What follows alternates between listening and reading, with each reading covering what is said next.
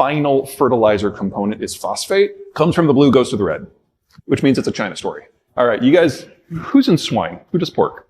African swine fever get you a little nervous sometimes? So the Chinese 3 years ago had the world's largest ever outbreak. And since then, since culling about 2/3 of the herd, they haven't had a single case. The way the lab testing works here is you take your sample, you send it to a lab. When they get the results, what do? They call you. Maybe they email you. That's not how it works in China.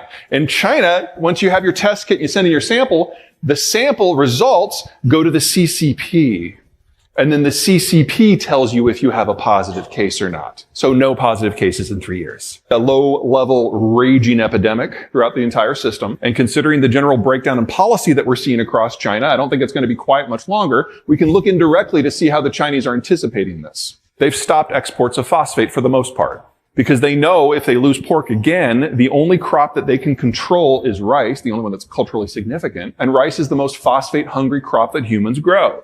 So they've stopped exports for food security reasons. Makes sense. That was the world's largest supplier. And there isn't a backup plan for most places. It used to be in a pre-globalized world where we had to be a lot more self-sufficient, that in agriculture, fertilizer came from what was on hand. And so we co-located animal and plant agriculture in order to access the manure.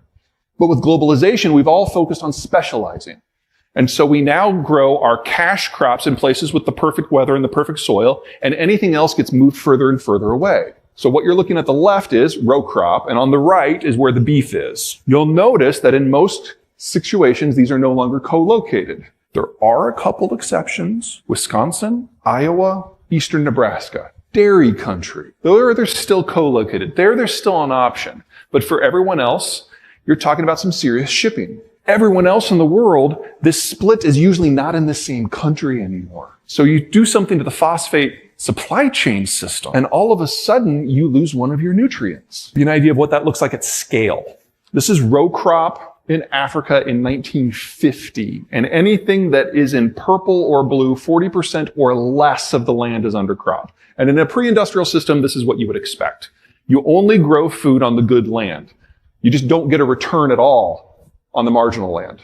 But with globalization, we introduced pesticides and fertilizers and finance and machinery, and this is what they looked 50 years later. Anything that is in orange or red is 40% or more is undercrop. And the continent saw an increase in food output by a factor of 5 because of industrialized inputs. Now do that in reverse, because that's where we're heading starting later this year. This is a calorie map. Grain and soy-based calories. Blues and dark greens, those are the world's major producers and exporters. Everyone else is a net importer. And in a world where the fertilizer supply chain system breaks down, these are the countries looking at least a 40% reduction in their ability to grow the crop in the first place. This is a multi-continental famine. Now, for those of you in ag, which is all of you, you're going to try to feed the world because our supply chain system, for the most part, is not interrupted. This is 1 billion people starving to death. But then you're going to look at your bank accounts and you're probably going to get over it real fast. So here are our 3 main nutrients: nitrogen, phosphate, potash. The big number on the left is the percent that we import. And you'll notice that for nitrogen and phosphate, we're largely self-sufficient. Now down at the bottom there, potash. That's our weak point. We import most of our potash. But most of it comes from Canada. So, they are good for something. This little chunk, these little slivers, that's the only part that is coming from the conflict zone. It's not that we won't feel it, but it's not really going to affect our bottom. Brazil and Australia, they're more typical of the global average. But we're not done, because this is the stuff that comes from China. The story will be different based on where you're looking, because it's a question of trade and politics and economic patterns and supply patterns and soil quality. Winter's great for farmers. Not only do you get to come to Kansas City and have some barbecue, but it's a soil recharge silo, aka free fertilizer.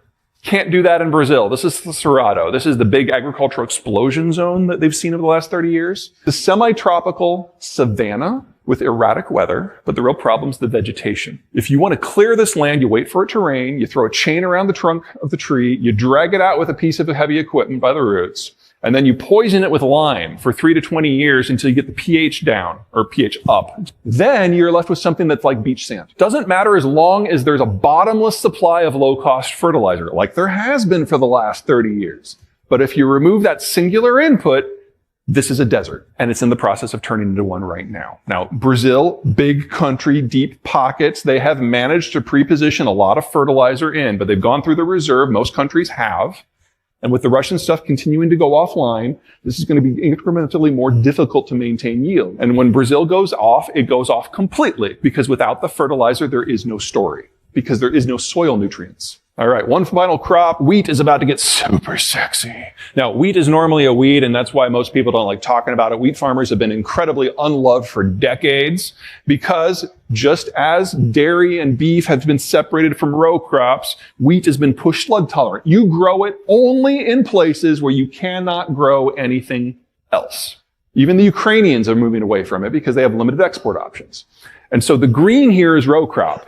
The brown is wheat row crop specifically. And you'll notice it's not on the good land as a rule. Sorry, Kansas. But we can only grow it in those zones with industrial level inputs. Marginal land with industrial level inputs can grow wheat. Marginal land without those inputs cannot. And this pattern has happened the world over. But the only place that they still grow wheat on the good land, France, because, croissants, and India and Pakistan for food security issues. That's it. Everyone else, it's on the edges. You break down the industrial input system, most of the brown goes away. Now again, in the United States and North America, I am not concerned because we produce what we need locally for those inputs. But for everyone else, wheat is the product that is going to suffer the greatest production declines, which means that wheat is the product that is most likely to experience the greatest price increases, because it remains humanity's number one source of calorie. You can have wheat or you can die. All right, final slide. This is CPI, inflation in the United States and Canada, similar systems, heavily interlinked. You would expect the data to track. It does. We have three big phases of inflation since World War II. We first had that initial urbanization and industrialization push. We built the interstate highway system. We ran power into the countryside. We built the cities. Industrial demand-driven inflation. Then the baby boomers came of age. They bought their homes, they raised their kid. Consumer demand-driven inflation. Now we've been living in this weird-ass period. The Soviet system collapsed, and that dumped an empire worth of raw materials on the world, keeping the commodity prices under control. The Chinese brought 1 billion workers to the global workforce, and that pushed down the cost of manufactured goods. And these trends lasted for 30 years. The disinflationary trends are turning inflationary, and the inflationary trends are back. The Chinese system is going away. We need to double the size of the industrial plant to make up for the loss of Germany and China. Wildly inflationary. And while the baby boomers may be retiring, their kids, the millennials, are now in their prime for consumption. 9 to 15% inflation a year for at least the next 5. Now, before you have a stroke and call your broker, this is a good story. We need to double the size of the industrial plant. We need to fully integrate Mexico. Mexico is a food importer. They're your number one consumer. We are talking about the greatest growth story in Canadian, Mexican, and American history as we build out that industrial plant. And when we are done, not only will inflation go down, we will have a supply chain system that is domestic, that employs locals, that is cleaner, that uses less energy, and where the end product is produced where we live. This is the greatest economic story of our country's history. We could choose to not do it, and 5 years from now, not only do we not have stuff because China and Germany are gone, but we still have the inflation. Now, one of these is a great story. One of these is kind of crappy. I am not the decision maker who makes that happen. That would be you, because you guys are the ones who decide where you buy stuff from. Buying within North America is no longer a patriotic issue. It's an issue of economic stability for the next several decades. Now, the Indian population is doing the same thing that everyone else has done. It's aging very rapidly, much more rapidly than the Europeans did, actually. In the midterm, 10 to 30 years, this is a really good thing.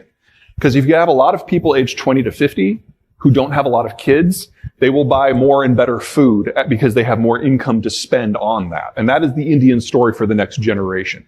Now, you fast forward to 2050, 2060, that picture is going to change. I don't think a lot of us are overly worried about 2060 at this point. Is that fair? What we're going to be seeing in India is a massive industrial build-out, because they have to do the same thing that we do. They need to increase their industrial supply system to supply themselves. They can't rely on the Chinese like they have to this point. That doesn't mean they're going to be part of an integrated system like we are.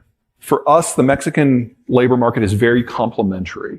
India doesn't have a partner like that. And they don't want a partner like that.